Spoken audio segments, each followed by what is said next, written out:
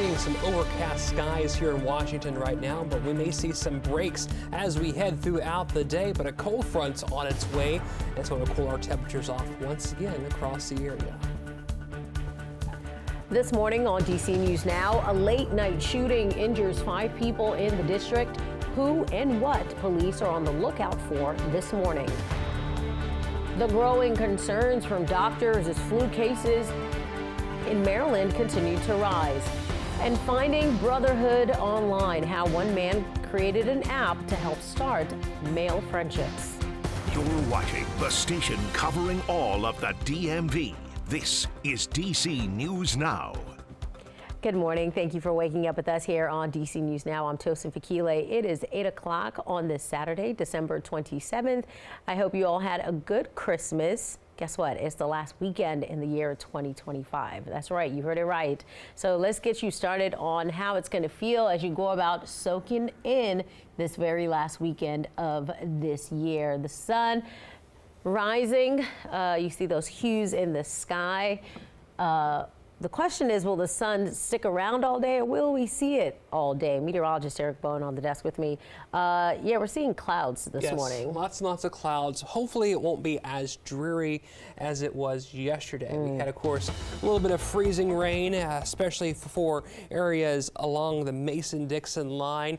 Right now we are still sitting mainly cloudy, and it's been pretty much 39 degrees at Reagan pretty much for the entirety of the last, let's see, we're at 8 o'clock, 7, so for over the past 2 hours or so, we've been stuck at 39 degrees with these mostly cloudy skies. Look, we were at overcast earlier, so maybe this is a good sign. Maybe we'll see some breaks as we head about today. We have northeasterly winds at around 6 miles per hour. The sun's scheduled to set tonight at around 7 minutes till 5 o'clock. Other than that, we're looking at, of course, satellite radar. Not too much going on here. Just a few clouds lingering around as we head about today.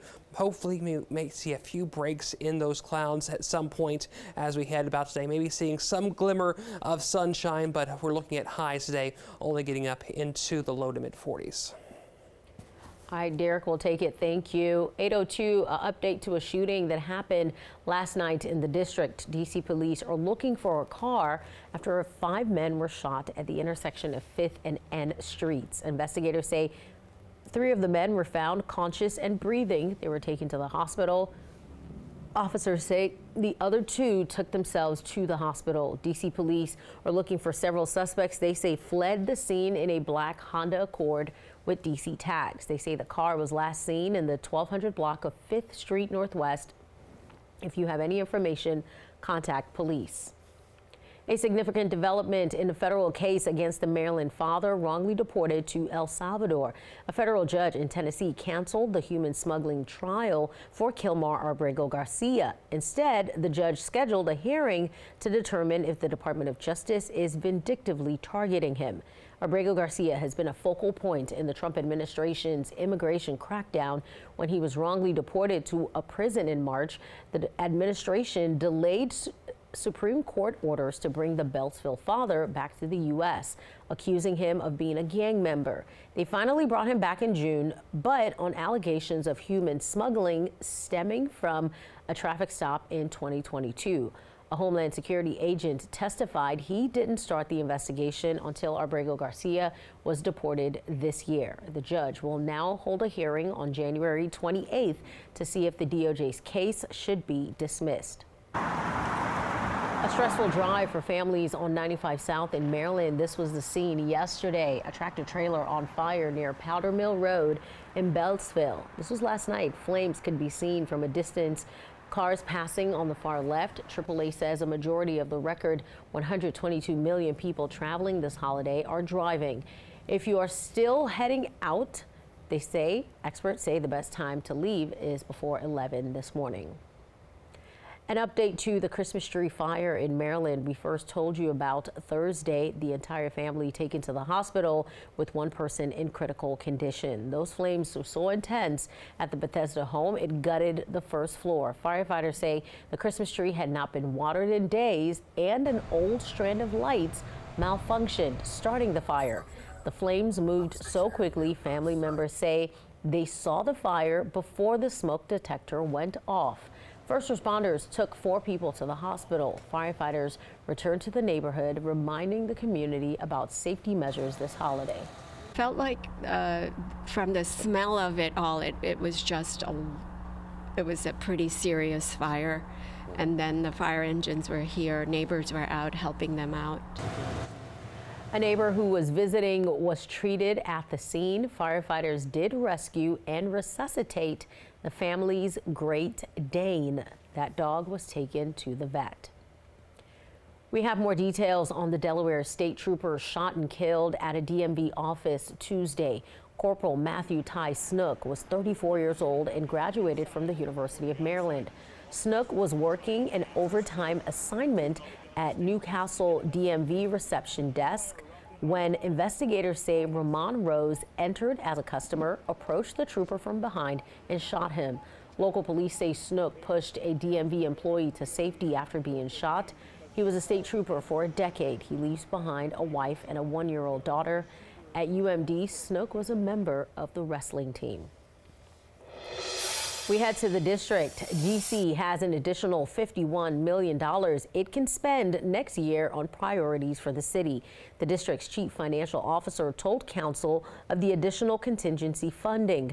I have more on how city leaders say the money could be used. DC's chief financial officer sent a letter to council certifying the additional contingency funds and certifying appropriations can be increased by just over $51 million. McDuffie in his statement says DC council included language in the budget directing excess fiscal year 2025 local revenues to go to priorities in 2026 that are centered around people. So some of that $51 million McDuffie said should be spent like this. $5.5 million for child care subsidy program, $1.5 million for early childhood educator pay equity fund, and $10 million for housing preservation through the Housing Production Trust Fund. And still talking about DC funding, DC ended up getting its $1 billion added back to its budget when Congress approved a short-term funding plan to end the government shutdown last month. Several volunteers spent Christmas in Northern Virginia creating care packages for military service members. Many were not able to celebrate with their families. Volunteers at American Legion in Springfield packed boxes with goodies and swag and included holiday messages. Players and staff from the University of Pittsburgh were there to help. They are in town for today's Military Bowl. I got family that's been overseas. I know it means the world to them. If you look around the room today, I ask the people that are here today, the volunteers from our community, take a minute, look around. Look at the compassion, the warmth in this room today. It just means so much. Those care packages will be sent to VA hospitals. As you're out and about celebrating and taking part in holiday festivities, Washington Regional Alcohol Program is reminding people about free Lyft rides available this holiday season as part of the 2025 Holiday Sober Ride Program. And they're working to reduce drunk drivers on the road. You can use the code Sober Ride for a free Lyft between 10 p.m. and 4 a.m. The offer ends New Year's Day. Each week, DC News Now shines the spotlight on people in the region working to help others in the community. In this week's DMV Doer, DC News Now's Mark Hall introduces us to Michelle Booth Cole. She runs the nonprofit Save Shores, an organization helping abused children. When there's an allegation of abuse, a child has been harmed by abuse, we're the place where law enforcement, child protective services will bring that child. And we have staff who are trained to deal with child trauma, trained to talk with children in ways that children can understand and make their voices heard. And we have a comprehensive response. So we offer therapy, victim services, forensic interviews, all of those things centered around the needs of the child. Some of your goals are to try and minimize the trauma that child has experienced. Talk about how you get that done. That's exactly it. So we have a process, and it's a model, Child Advocacy Center. There are about 1,000 child advocacy centers across the country. We're the CAC for the District of Columbia, so we're the only organization in DC that does what we do. And really the sense of the model is, rather than the child victim have to go from place to place, office to office, agency to agency, all the partners who work on these cases come together at Safe Shores, the Children's Advocacy Center, and center around the needs of the child. So one way we deal with trauma is, one, by making sure that we're centering our process around the needs of the child.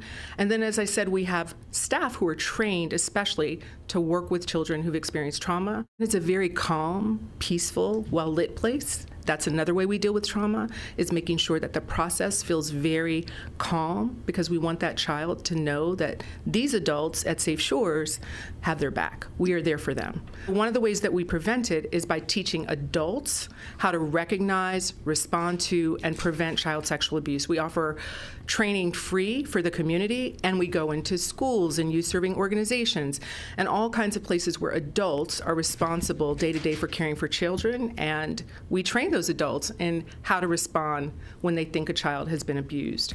So training, education. We also do education with children in the schools and teach them body safety and boundaries.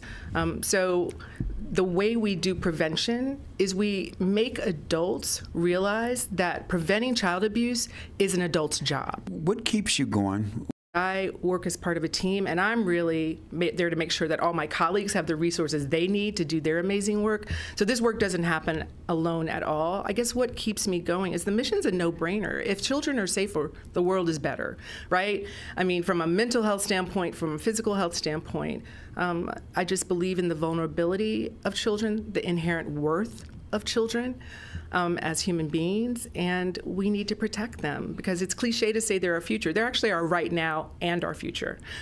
So that's really what keeps me going.